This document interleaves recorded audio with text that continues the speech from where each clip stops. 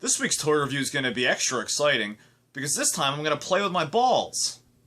That's right, my Madballs.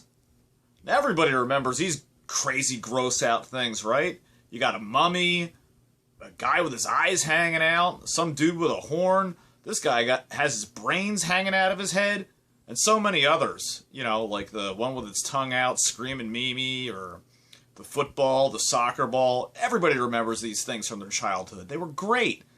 They were originally made by AmToy in the 1980s, a division of American Greetings. They were originally rubber balls that came out, but were eventually changed over to foam, like the ones I have here, because they were getting too many complaints about kids getting injured by getting beamed in the head or, you know, just being a kid in the 1980s.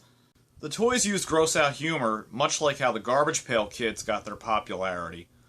They even had their own comic book series that was produced by Star, a division of Marvel Comics, had their own animated series, which lasted for one episode and then was promptly canceled. They even had their own video game that came out on the Commodore 64. Again, not very popular. Madballs, gross for one, gross for So this is the Madballs Series 1. You have Screamin' Mimi, a loudmouth baseball with his tongue always sticking out.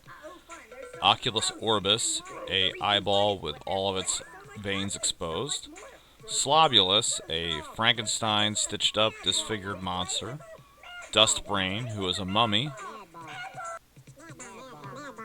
Crackhead, who was renamed Bash Brain because apparently crackheads were offended by the name. Arg, who is just a ball that looks like it has a bad headache. Hornhead, which is supposed to be some type of monster. Skullface, which is a skeleton head. And then you have this monster bat that was actually never named. And in Series 1, you also had Super Madballs. These consisted of a basketball, foul shot, touchdown terror, which was a football, and goal eater, a soccer ball. Now for Madballs Series 2.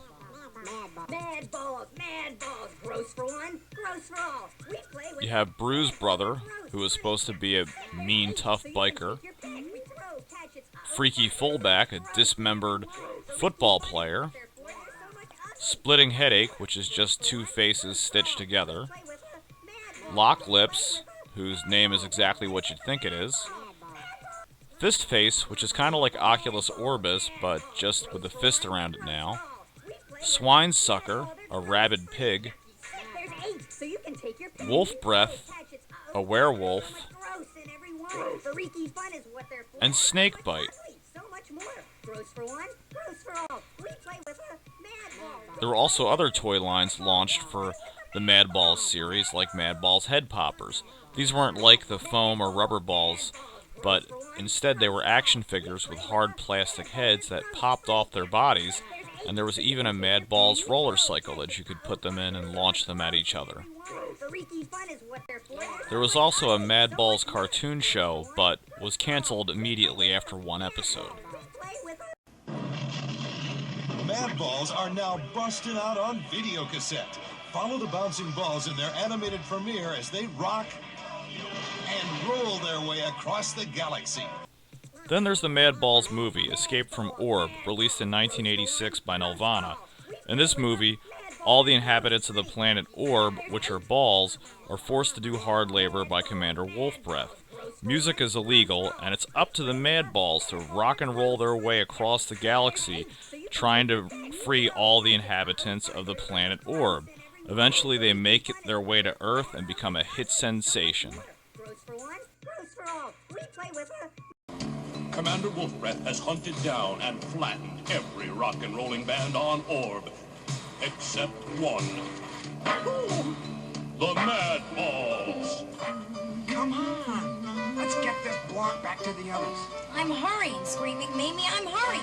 But all this work is ruining my manicure. Just look. There was even another VHS released, Gross Jokes, in 1987, which was basically just kids' jokes done in a Monty Python-style format. Doctor, the invisible man is waiting for you in the waiting room. That's a good place to wait. Tell him I can't see him now. There was also a 10-part comic book series released by Star Comics, a division of Marvel, in which the evil villains Dr. Frankenbeans and Snivelich, who created the Madballs, wanted to get them back after they escaped and use their power for his evil schemes.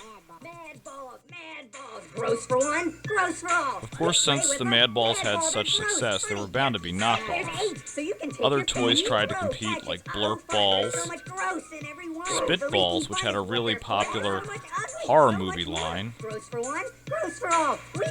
Oddballs,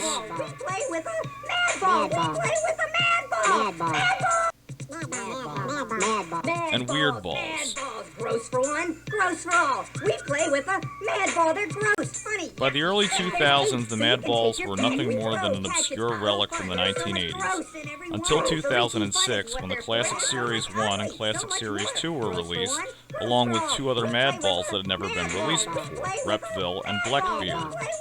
In Series 3 and 4, Puck Teeth, Nail Biter, Mosh Pits, Bottom Feeder, Eyesore, Clang Fang, and Shrunk Punk were released, and all the Madballs had been redone with better art designs. Well, hope you guys had some fun learning about AmToy's Madballs. They're pretty cool looking, and they're still just as fun as they always were. So remember, there's nothing wrong with playing with your balls.